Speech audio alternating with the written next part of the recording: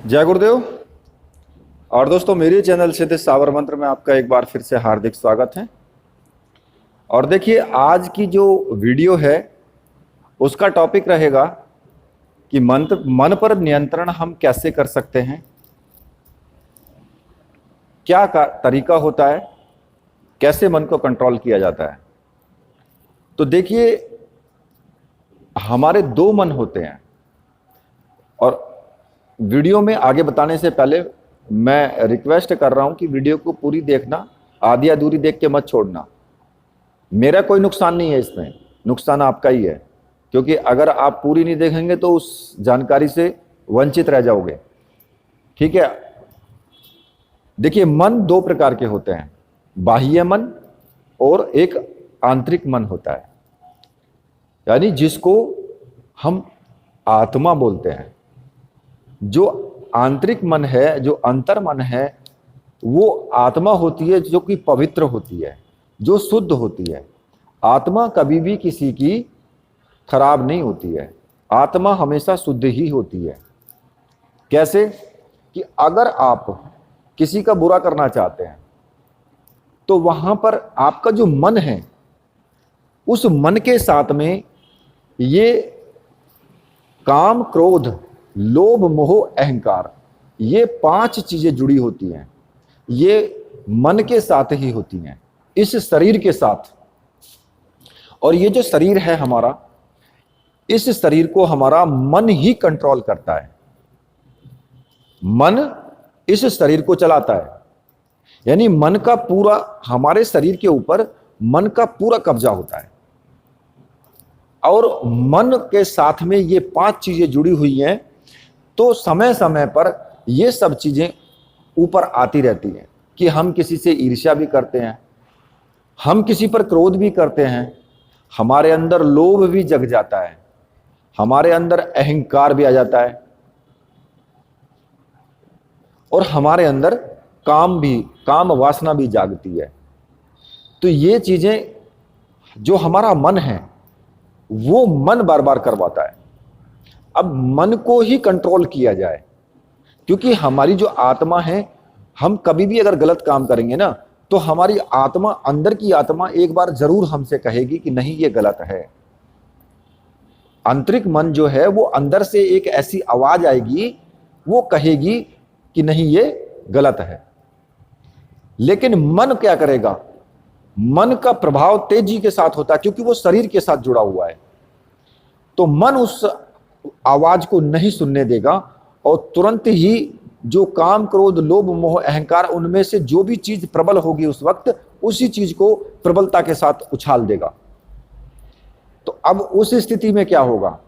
उस स्थिति में हमारा जो शरीर है, हमारे मन के साथ उस गलत कार्य को करेगा, जिसका परिणाम हमें गलत मिलेगा फिर। क्योंकि आत्मा शुद्ध होती है, उसने मना भी किया, लेकिन नहीं माना मन, क्योंकि वो स्वतंत्र है। अब इस जो मन है, ये इस घोड़े को, बेलगाम घोड़े को कैसे लगाम डाली जाए? क्योंकि ये बेलगाम घोड़ा होता है। जैसे बेलगाम घोड़ा होता है ना, कि कभी भी किधर भी भागे, कोई दिक्कत नहीं है, इधर उधर भागता रहता है। तो इसको कैसे कंट्रोल किया जाए? तो देखिए, जब हम साधना करते हैं तो तब भी हमारा मन कभी इधर भागता है, कभी उधर भागता है, कभी कुछ सोचने लगता है। हम साधना में आंखें बंद करके ध्यान लगाने की कोशिश करते हैं, लेकिन ये मन नहीं लगने देता, एक जगह नहीं टिकता है। ये बार बार भागता है, कभी यहां भाग जाएगा, कभी वहां भाग जाएगा। तो पहली बात तो इसको, कि इस मन को भागने दिया जाए, रोकने की कोशिश ही मत करो। कहते हैं ना, जब बेलगाम का घोड़ा होता है ना, उसको रोकने की कोशिश मत करो, उसके पीछे डंडा लेके पड़ जाओ। और जब उसके पीछे डंडा लेके पड़ जाओगे, कभी इधर दौड़ेगा, कभी उधर दौड़ेगा, कभी यहां भागेगा, कभी वहां, तो पता लगेगा कि एक बार थक करके, चूर होकर के फिर बैठ ही जाएगा। मतलब कि जब थक जाएगा बिल्कुल, तब शांत हो जाएगा। तो अब क्या होगा? आप ध्यान लगा रहे हो, तो आपने देखा होगा कि कई बार जब हम ध्यान करने बैठते हैं या मंत्र जाप करने बैठते हैं, तो 10 से 15 मिनट तक हमारा बिल्कुल भी ध्यान नहीं लगता है, कुछ भी उसमें नहीं होता है, इधर उधर भागता रहेगा मन। लेकिन कुछ टाइम बाद जब हम बैठे रहेंगे तो फिर ऑटोमेटिक ही हमारा ध्यान धीरे धीरे धीरे धीरे लगना शुरू हो जाता है, थोड़ा थोड़ा लगने लगता है। ये सबके साथ होता है। तो अब वो हुआ क्या कि ये जो बेलगाम घोड़ा है ना मन, ये दौड़ दौड़ के इधर उधर थक गया, थक करके चुप बैठ गया। जब थक गया, चुप बैठ गया, तो फिर ध्यान लगने लगा इधर उधर भाग करके। तो कंट्रोल करने के लिए मन को कुछ छोटी छोटी कृतियां की जाती हैं, तभी हमारा मन कंट्रोल हो पाता है। जैसे कि मैं आपको एक छोटी सी कहानी सुनाता हूं कि मन पर कैसे कंट्रोल किया जाता है। तो देखिए, जो हमारे गुरुजी हैं, निखिल गुरुजी, सदगुरुदेव, जब वो सन्यास जीवन में थे, तो जब घर से निकले थे तो उस वक्त की कहानी है। तो सन्यासी रूप में निखिल जो है, जो अपनी जो मूलभूत जो भी उनकी आवश्यकता थी उसके प्रति जो है वो बिल्कुल एकदम वीत हो गए थे, वीतरागी हो गए थे कि भाई इस चीज से कोई लेना देना नहीं है। घर बार उन्होंने सब छोड़ दिया, कपड़े पहनने छोड़ दिए, यहां तक कि लंगोट धारण कर लिया। अब जब लंगोट धारण कर लिया और हाथ में जो कमंडल था वो कमंडल भी फेंक दिया कि ये लो, इसको भी फेंक दिया। और घर बार तो पहले ही नाता तोड़ चुके थे, तो घर वालों को पता ही नहीं था कि भाई निखिल जी कहां पर हैं, सदगुरुदेव कहां हैं। यहां तक कि उन्होंने जूता पहनना भी छोड़ दिया और निर्जन हिमालय की यात्रा में लगे रहे। कभी इधर जाएं, कभी उधर जाएं। भीषण गर्मी में भी वो पैदल चलते थे, नंगे पैर। और धीरे धीरे भूख प्यास को सहने की भी उन्होंने आदत डालनी शुरू कर दी। मतलब कि शरीर को इतना ज़्यादा प्रताड़ित किया, इतना ज़्यादा उस पर कठोरता दिखाई कि धीरे धीरे कि मतलब कपड़े पहनने छोड़ दिए, फिर उसके बाद भूख प्यास, भूखा रहना शुरू कर दिया। तो उसकी आदत डाल रहे थे कि भाई अगर मैं कहीं भूखा हो रह जाऊं तो मैं कैसे रहूं, कहीं कुछ ना मिले, साधना में हूं तो फिर क्या हो। तो इसलिए आदत होनी चाहिए कि हम भूखा रह सकें। तो ऐसे ही उन दिनों में मन पर जो नियंत्रण करने के लिए उन्होंने 5 दिन तक कुछ नहीं खाया, यहां तक कि कुछ भी नहीं खाया पिया।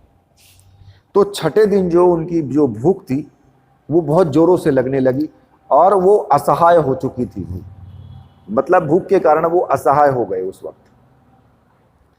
तो देखिए उन्होंने फिर क्या किया, तो उन्होंने एक ब्राह्मण के घर जाकर के भिक्षा ली और भिक्षा में थोड़ा सा आटा ले लिया और गंगा के तट पर जाकर के कुछ लकड़ियां इकट्ठी की और उनमें अग्नि जला दी। और जो आटा लेकर के आए थे उसकी एक मोटी सी रोटी बनाकर जो है अंगारों पर सेकने लगे वो। अब वो 6 दिन से भूखे थे और 6 दिन से भूख इतना व्याकुल कर रही थी कि वो इतनी असहाय थी कि मन जो है आध सिकी रोटी को भी खाने को कर रहा था, जबकि रोटी पूरी सिकी नहीं थी। जो आधी रोटी, आधा पची जो रोटी थी, मन ये कह रहा था कि मैं इसी को खा लूं। उसको खाने के लिए बुरी तरह उतावला हो रहा था। उन्होंने अपने मन को डांटा, पर भूख थी। जो अधसी की रोटी का एक कौर उन्होंने उठा करके और मुंह में डाल लिया। जब उसे मुंह में डालने लगे थे तो तभी उनका जो अंतर्मन था, जो आत्मा थी अंदर, उसने कहा कि ऐसी भी क्या इंद्रियों की गुलामी। तो गुरुजी ने कोर को, जो टुकड़ा था रोटी का, उसको नीचे रख दिया। तब तक जो है रोटी वो काफी सिक गई थी। जो उन्होंने रोटी वो सेक रहे थे वो रोटी सिक गई थी पूरी तरीके से। और मन जो था वो खाने को पूरी तरीके से उतावला हो रहा था उस वक्त। तो सन्यासी ने मन को एक झटका दिया, हटकारा उस मन को पर भूख तो भूख ही थी। मन तो यह चाह ही नहीं रहा था, बिल्कुल नहीं मान रहा था मन। तो हट करके ऐसा कंट्रोल किया गुरुजी ने, तो निखिल जी ने वो सिकी हुई जो रोटी थी ना, वो उठा करके गंगा में फेंक दी, बीच धार में फेंक दी वो रोटी उठा करके, और मन से बोले कि अब क्या करेगा तू। और फिर 3 रोज तक अब तो फिर मधुकरी की याचना करना।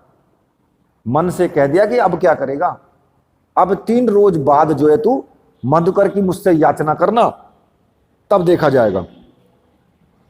और सन्यासी जो थे बिना कुछ खाए पिए अपनी जो जहां तक उनको पहुंचना था वहां पहुंच करके और साधना में रत हो गए। फिर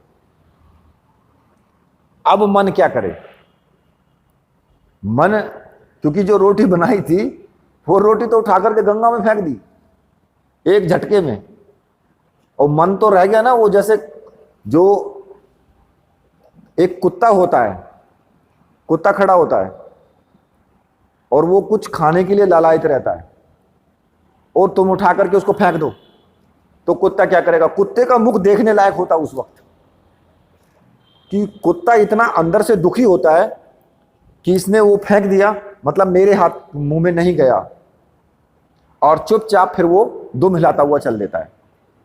तो वही हालत उस वक्त मन की हो गई थी।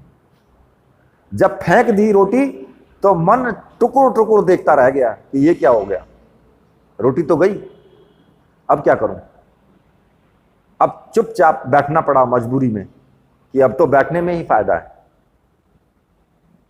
तो ऐसे होता है मन पे कंट्रोल।